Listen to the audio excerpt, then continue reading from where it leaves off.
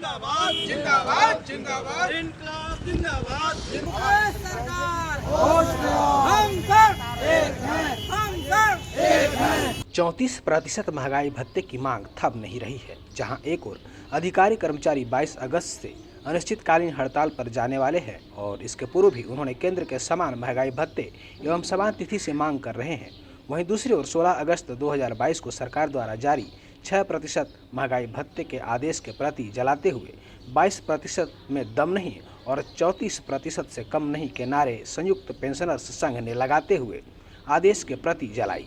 अंबिकापुर के घड़ी चौक पर जुटे पेंशनर्स ने सरकार से 34% महंगाई भत्ते की मांग की है। इस पर खबरी चौक के लिए सुमित सिंह ने पेंशनर संघ के पदाधिकारियों से बात की। मोर पेंशन नो टेंशन के नारे के साथ जो पेंशनधारी हैं वो विरोध प्रदर्शन कर रहे हैं। दरअसल सरकार ने 6% महंगाई भत्ता बढ़ाया है, जिससे अधिकारी कर्मचारी सहित पेंशनधारी नाराज चल रहे हैं। कर्मचारियों की मांग है कि केंद्र की तरह 34% जो महंगाई भत्ता है वो बढ़ाया जाए। एक तरफ जहां 22 अगस्त से कर्मचारी संघ एक बार फिर अनिश्चितकालीन हड़ताल पर जाने वाला है, वहीं दूसरी ओर पेंशनधारी अंबिकापुर शहर के घड़ी चौक के पास एकत्रित होकर सरकार द्वारा जारी आदेश की प्रतिलिपि जलाकर विरोध कर रहे हैं और मांग कर रहे हैं कि 34% महंगाई भत्ता दिया जाए। यहाँ पे हमारे साथ कुछ पेंशनधारी मौजूद हैं, उनसे हम बात करते हैं। बुजुर्गों का सम्मान सीखो के नारा के साथ विरोध प्रदर्शन कर रहे हैं। आप लोगों की मांग क्या है?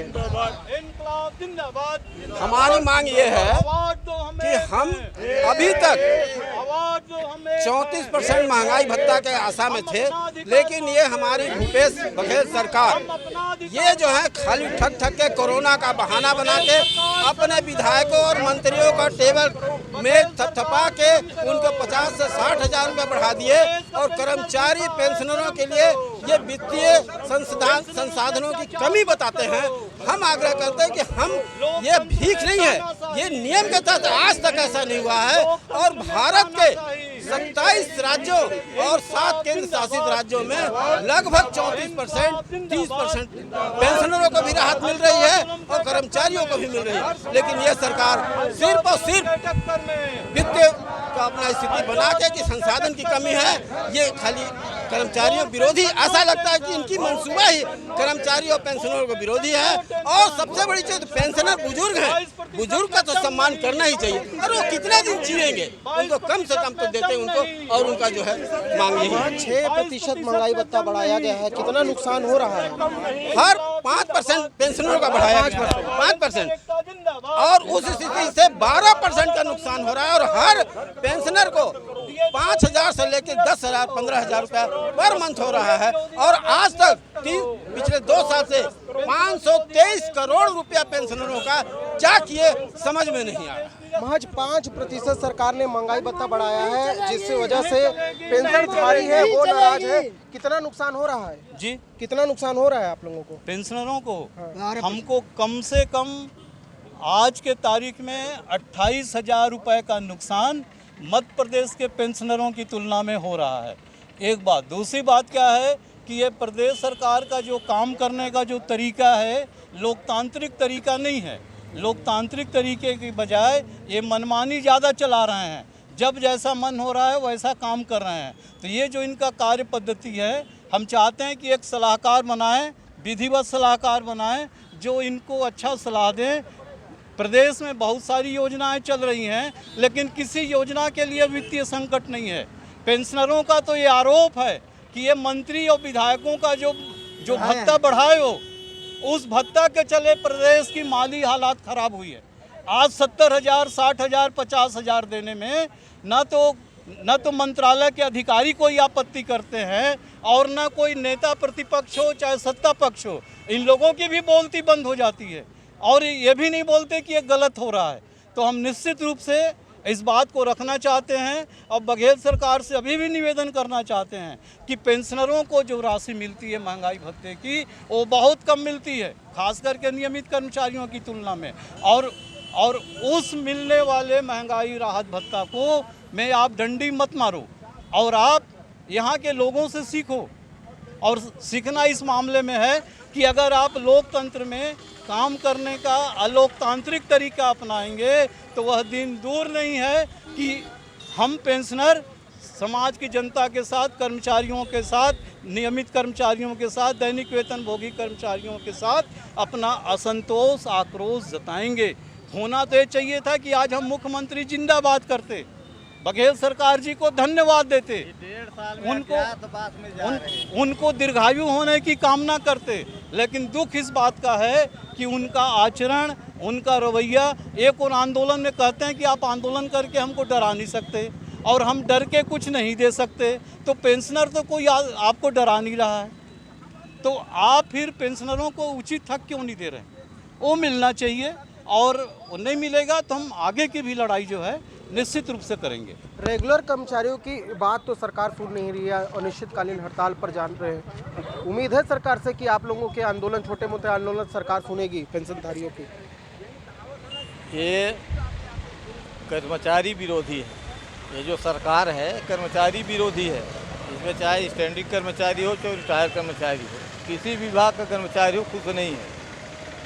इनका सबक का जवाब जो है वो चुनाव आने दीजिए, चुनाव में मिल जाएगा। चाचा, आपकी उम्र क्या हो गई? उम्र कितनी हो गई आपकी? हमारी उम्र 21 चल रहा है, 81 चल रहा। 80 साल की उम्र में सरकार के खिलाफ प्रदर्शन कर रहे हैं, क्या बोलेंगे? प्रदर्शन तो जैसा प्रदर्शन अभी हो रहा है वैसा कभी नहीं हुआ। जैसा एक रवैया अपनाए वैसा कभी नहीं अपनाए, ऐसा कभी नहीं हुआ। आज हम लोगों के कारण मध्य प्रदेश के पेंशनर भुगत रहे हैं, क्योंकि ये जो योगी सरकार और दिग्विजय सरकार जो हम लोगों को डंडे मार दिया, पेट पर लात मार दिया, इसका नतीजा हम लोग भोग रहे हैं। न उसको बेचारा को, मध्य प्रदेश के कर्मचारी को मिल रहा है पेंशनर को, और न छत्तीसगढ़ को पेंशन को। ये अपना सहमति देते नहीं और वो बेचारे मार खा रहे हैं, वो भी मार खा रहे हैं, हमको तो मारिए रहे हैं। मध्य प्रदेश के कर्मचारी को भी डंडा चला रहे हैं, तो ये कहाँ तक उचित है इनका? राज्य सरकार से क्या उम्मीद है?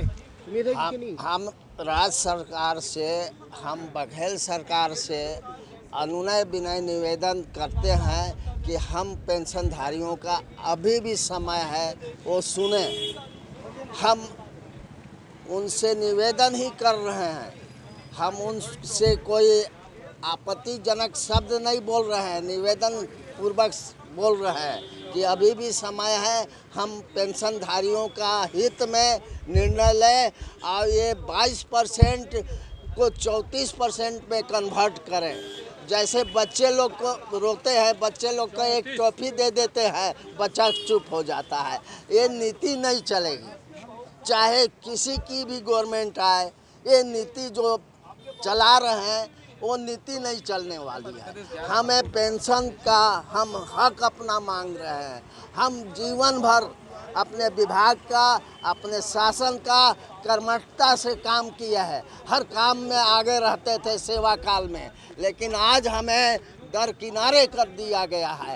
ये न्याय संगत नहीं है, हमें भी जीने का हक दीजिए। आगे की रणनीति क्या रहेगी? हमारी आगे की रणनीति यही है कि हम अभी इनसे अनुनय विनय निवेदन प्रार्थना कर रहे हैं। आगे की रणनीति हम समस्त भाई लोग बैठ के बनाएंगे, इसके बाद हम आउट करेंगे। राखी पकड़ के पहुंचे हैं आप भी बड़ी चौक पे आंदोलन करने, कितने खुश हैं राज्य सरकार से? क्या राज्य सरकार से हम लोग बहुत उदासीन हैं, बहुत दुखी हैं। राज्य सरकार की व्यवस्था जो है हम पेंशनरों के लिए जो है वो संतोषजनक नहीं है। हमारा पेंशन बढ़ना चाहिए। इस उम्र में पहुंचना पड़ रहा है, कितने सरकार क्या मांगे? हम लोग टेढ़े हो गए हैं, पिचक गए हैं, एकदम पंचर हो गए हैं, फिर भी जो हम लोग जो है उत्साह में भरे हुए हैं। यदि राज्य सरकार हम लोग की मांगे स्वीकार नहीं करेगी तो हम लोग उनकी जड़ खोदेंगे, माठा डाल करके जैसे पूसा को उखाड़ा जाता है उस प्रकार से उखाड़ेंगे। और जब जब हम लोगों ने सोचा है, प्रयत्न किया है, उखाड़ करके हम लोग फेंक दिए। कितना नुकसान हुआ है? क्या महीने कितना नुकसान हो रहा है? हम लोगों को करीब 26-27% नुकसान हो रहा है पेंशन बढ़ते महंगे इसकी अपेक्षा मध्य प्रदेश के। आप भी कुछ बोलना चाहते हैं? भाई हम बोले क्या, ये न तो बहरी सरकार सुनती है न समझती है, न सकारात्मक सोच किसके पास है। वो दिन दूर नहीं कि जो रास्ता बीजेपी को दिखाया गया, इसको भी दिखाया जाएगा। कई तो ऐसे पेंशनर रहे जो बेचारे अब इस दुनिया में नहीं है, न तो उनकी कोई उत्तरजीविता है।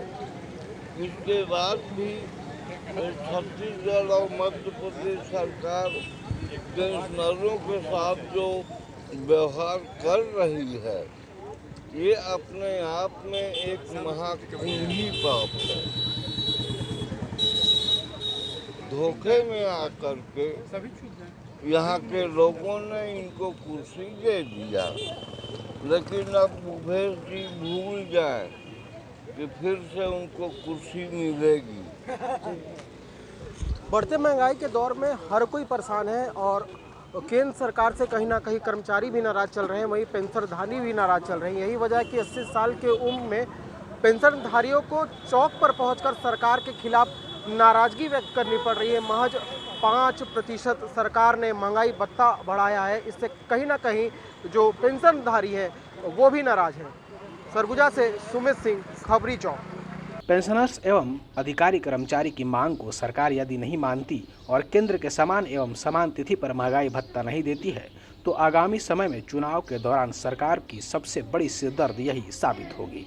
पेंशनर्स का कहना है कि पिछले 2-3 वर्षों में पेंशनर्स का 523 करोड़ सरकार ने क्या किया समझ में नहीं आ रहा। हर महीने 5 से 10 हज़ार रुपये का नुकसान पेंशनर्स को हो रहा है। यदि सरकार ने महंगाई भत्ता केंद्र के समान नहीं की तो यह सरकार बदल देंगे।